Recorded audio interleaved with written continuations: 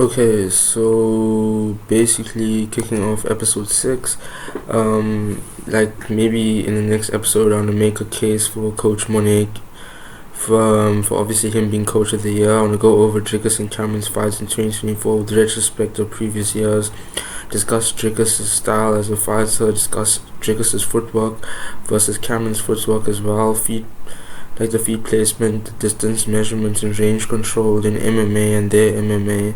Dricus' unique corkscrew punch inflicts a lot of damage with the new glove. He finds a way for his front two hard, which is like the hardest knuckles, to be points of contact in opponents, and it generates power as well as more power from his hip to his shoulders. It's why we see his opponents even getting dropped with stiff jabs. He throws his hooks different as well. I think it's a CIT thing because Cameron also punches similar, but they have their own unique flair and toolbox, obviously adapted to their own game and styles. The opponents at the time is also a factor. Drake is putting his head down, which many people don't know, but the top part of your head is the strongest part of your whole body. Try a punch in the top of someone's head and you'll find out soon enough. So when Dricus puts his head down and throws punches, it's actually a great way to control range. When you watch him throwing those punches, it literally isn't for nothing. That's an actual combo, and we see it time and time again when given the opportunity.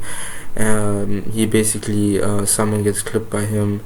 The man is actually a bulldog. We saw it again against his heaviest and allegedly hardest competition in the UFC so far, Strickland, Whittaker, and Adesanya. He chases them down relentlessly and then gets them up against the cage.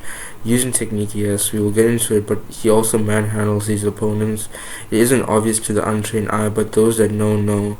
He uses his blitz strength, power, and technique to inflate his ring presence. Once he owns the cage, he forces his opponents back to the cage, turns them to their side, and starts hitting them to the side of their head again, trying to connect with his top two knuckles using very light gloves. People don't punch like this in the UFC, which is why he knocks people cold. And then people say he is unorthodox when he literally gets the result they all want. That's the irony. We talked about discipline versus cyborg. We agreed that cyborgs are the new era of MMA fighter, that fighters who are balanced and possess a unique understanding and harmony are the way. We talked the way and the way forward. We also said that besides the future, they beat the past. So if we are saying that the cyborg era is now here, Dricus du Plessis is definitely king of the cyborgs and CEO of Skynet. Look, the man has displayed incredible wrestling and grappling, totally unique and new. That's the crazy part. Besides the mastery of the fundamentals, he has put his own twist on martial arts,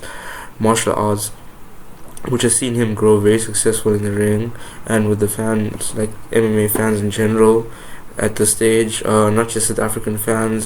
He obviously hasn't done it alone, which is why I'm going for broke and trying to make a case for Morne to be Coach of the Year. I think so. Why not?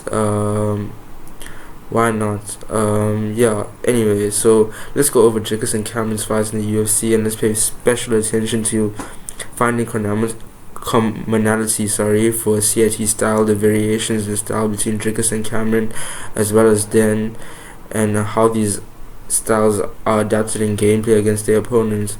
Let's also look at their career trajectory and how the CIT style has changed over the years. Also want to look at some of what Coach Morne says about MMA as well as his own opinions. Then we can drop a plea with the UFC. For now, what I'm saying is that Dricus is a dangerous man. He can take you down, keep you there if he likes. He's more than ready to ground and pound you to the nether realm. But don't forget he can sub you. We see the chokes and we forget about the leg locks and arm bars he tries for.